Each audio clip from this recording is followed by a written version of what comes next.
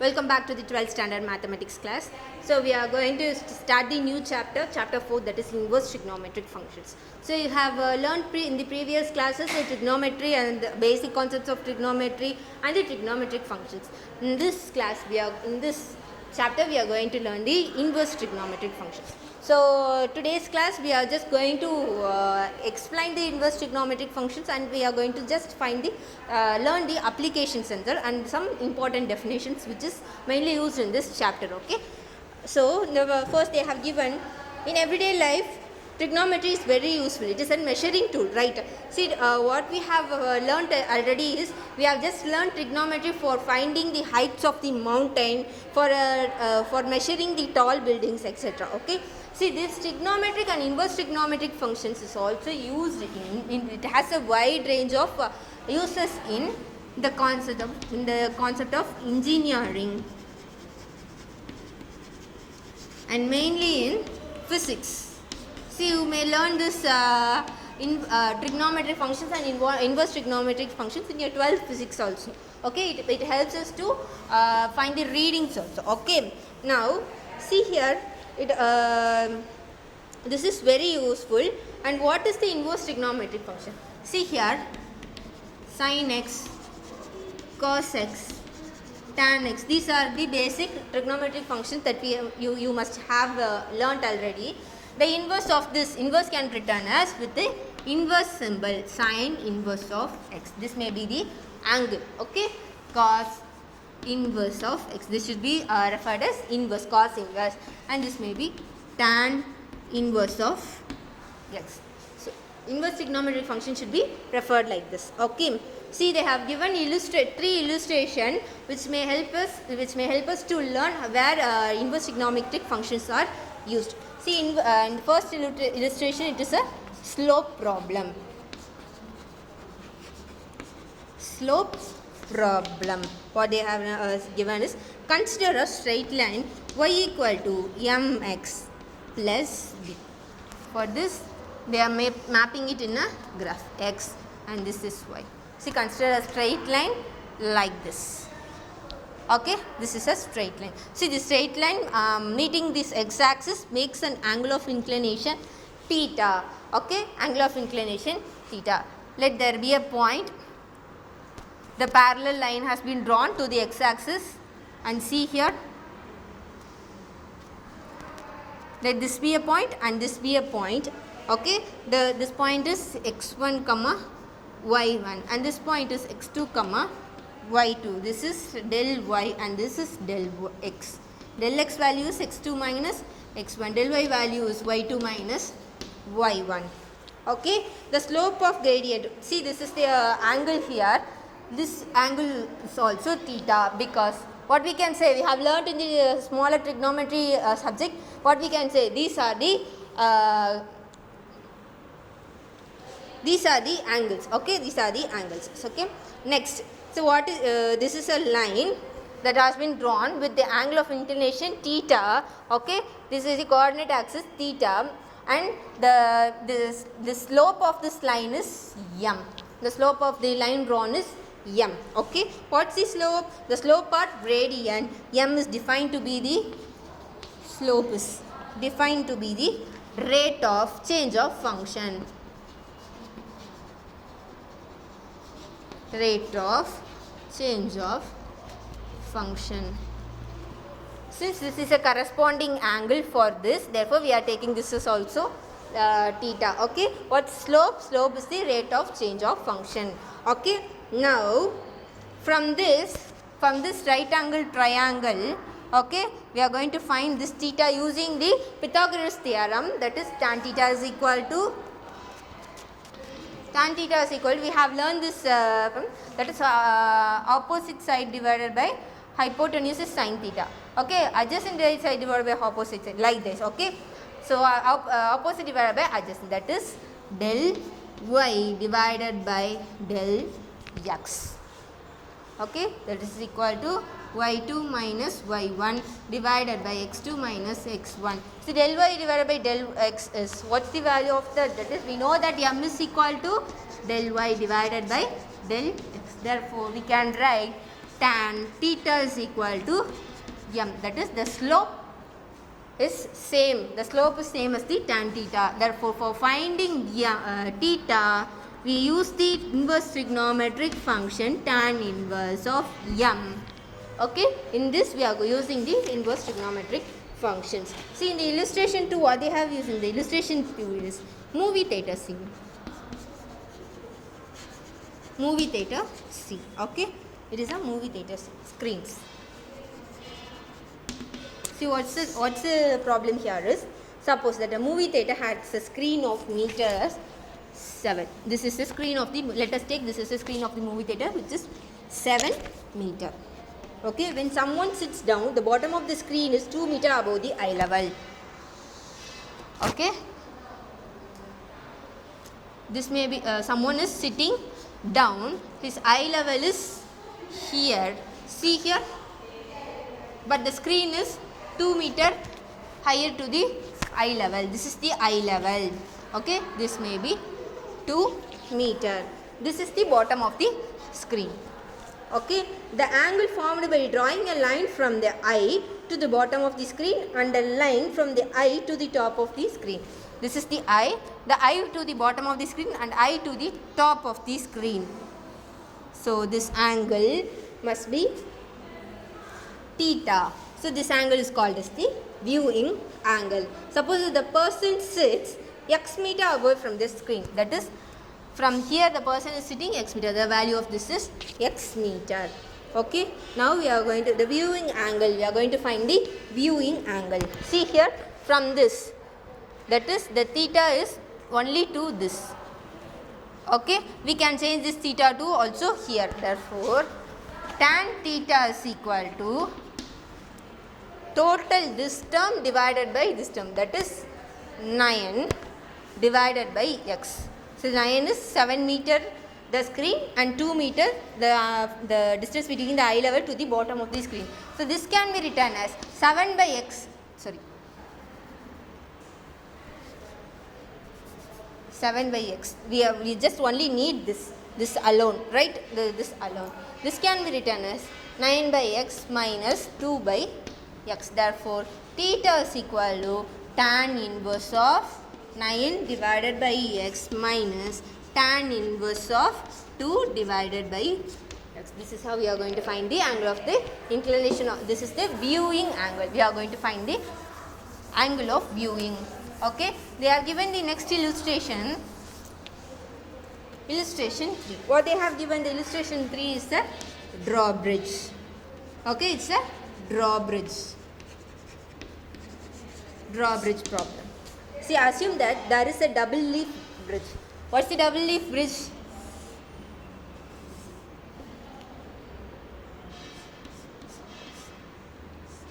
Okay, ignore the drawing. This is the double leaf bridge. What's the double leaf bridge? We have seen the common double leaf bridge in Tamil Nadu is Pamban Bridge, right? So it's a double bridge. What it does is, இப்போ வந்து இங்கே வந்து ship வரும்போது இந்த bridge என்ன பண்ணுன்னா ரெண்டாக break ஆகி just opens the same way like the gate. Okay, but it opens in the vertical position. Okay, this is the double leaf bridge. Assume that there is a double leaf bridge. Each leaf of the bridge is 40 meter.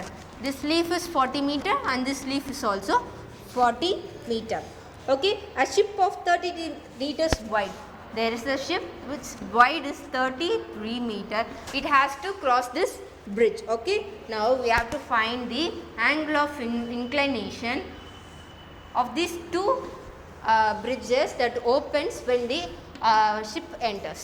Okay, this also can be find using the inverse trigonometric functions. So this is how, not only these three illustrations, we have many illustration, we have many examples, we have many applications of these inverse trigonometric functions in our day-to-day life. Okay, see, now let us see some fundamental concepts. Definition 4.1, that is periodicity. Periodicity, a real valued function. We know what's function, we have learnt in these smaller classes. Function means it is a mapping from a domain to a codomain. This is called as the domain and this is the codomain. Okay, see here 1, 2, 3, 4, A, B, C, D. It is a mapping. Okay, it is a mapping from a set to another set, which is called as the domain and codomain. Okay, and they have given a real valued function is periodic. A function f is periodic if there exists a number p which is greater than 0, such that for all x in the domain we have x plus p in the same domain, where we have this, where f of x plus p is also equal to f of x. Okay, see here, now let me explain this in this. Okay, for 2 it must be 4, for 3 it must be 5, A and then B. Okay, see this mapping. Okay, the period is, the value of the period is 2. Here the value of the period is 2. See, there is a number 2 in the domain. Okay, the value of the period is 2. Therefore, 2 plus 2 is equal to 4. 4 also we have in domain. See, the value of f of 2 is equal to A and f of 4 is also equal to A. Okay, and again we have the value 3. 3 plus 2, the value of the period is 2. 3 plus 2 is 5. We have 5 also in the same domain. Then f of 3 is equal to B. Similarly, f of 5 is also equal to B. Therefore, what we can say, this is f is a periodic. F is periodic. This is how we are going to explain. Okay, see here the examples of periodic functions with period 2 pi. Sin x, okay, cos x, cosecant x, secant x and e power ix. This is all the periodic function with period 2 pi. And then tan and cot x, tan x and cot x. These are also the periodic function with pi as period. Okay, this is how we are going to, this is the definition of the periodicity. Just remember this concept alone. Okay.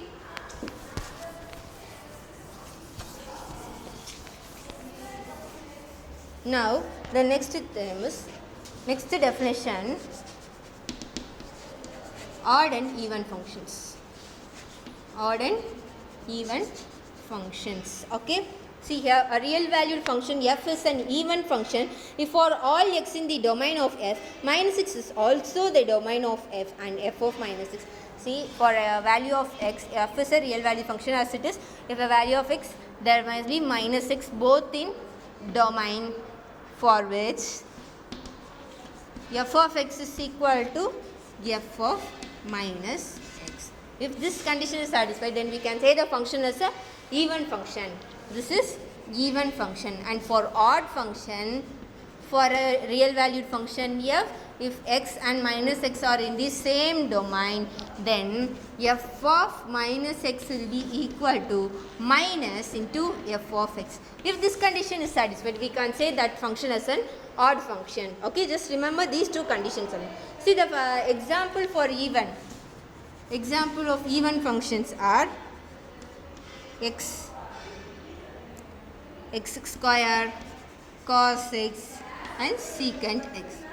See here, okay, cos of minus x will be equal to minus cos x.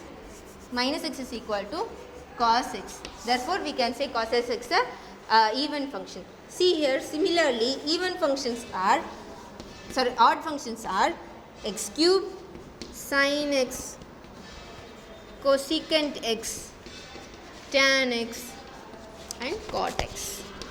See here, let us consider sin x. Sin of minus x is equal to minus sin x. Okay, therefore we are saying sin x is an odd function. Okay, next they have given the domain and range of trigonometric functions. Sin x, it has domain R, range is minus 1 to. What is the range? See here, now let us see the range in this. The range, it defines the numbers in the codomain. See here, it may have E, F also. Okay, It may have another one term, but the values is only from a to b. That has been marked as only from a to b. Therefore, the range of this function is a comma b, from a to b alone. Okay, this is called as the range. Likewise, they have given domain and range for the trigonometric function sine, cos, cosecant, tan, cot, secant. You have to learn that. Okay, go through that. And next, graph of functions.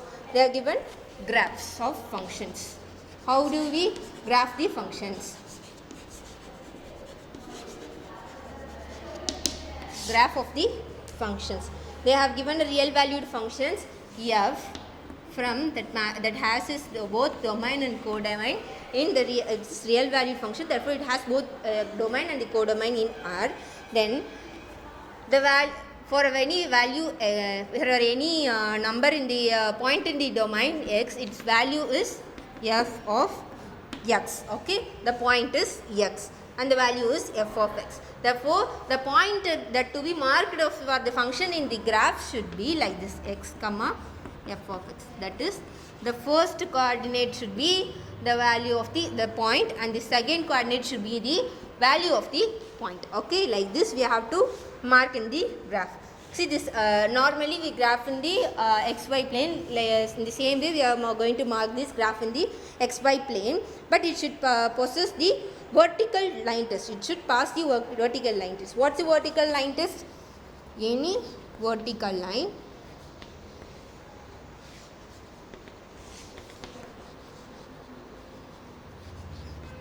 intersects the graph at most at one point.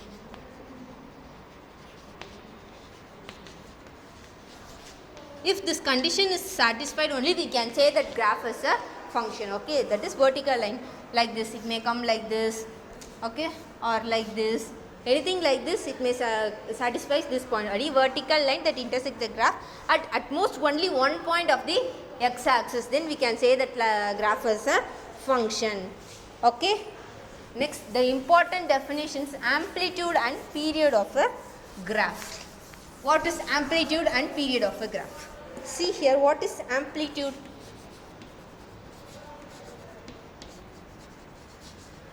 Amplitude is the maximum distance of the graph from the x-axis.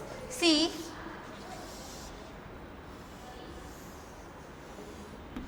this is the one total cycle of the sine graph.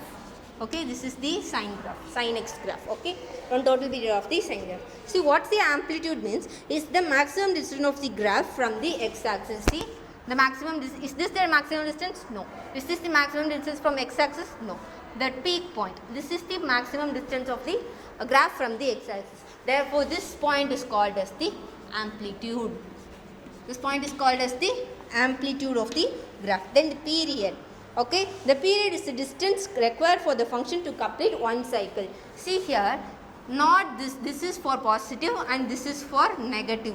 Again it goes on like this. When we move to the again it goes on like this. But until this is called as the period. From this value to this value is called as the period of the graph. Okay, next, the inverse functions. What is inverse functions? So, inverse function of the trigonometric equations I have said already, right? They have given some illustrations, right? Let us consider a set of all human beings not containing identical twins to be domain. Every human being form our set has a blood type and a DNA sequence. These are functions. That is, we are taking the set of all human beings without the identical twins. Okay. See, there we are mapping two.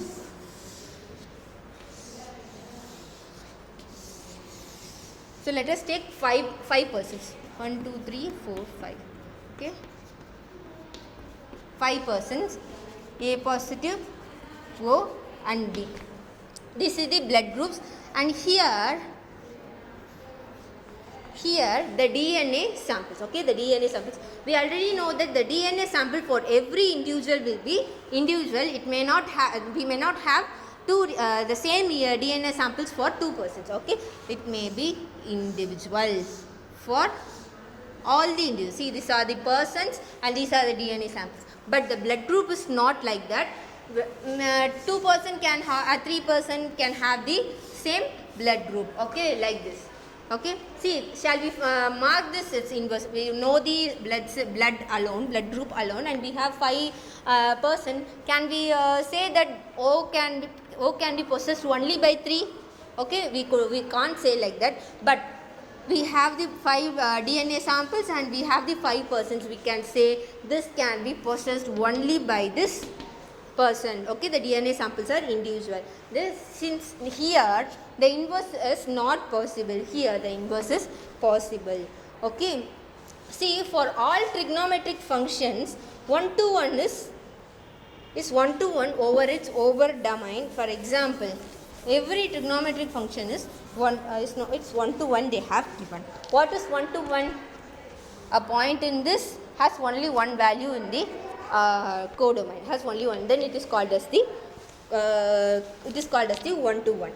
Next, this is the thing that you have to keep in mind when using the inverse functions. Okay, next is graphs of inversive functions. Graphs of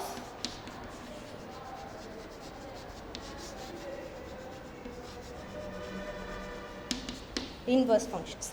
Assume that f is bijective. They have given a function f. F is bijective means, what is bijection? If a function satisfying onto one condition means, then we can say it as bijective. Satisfies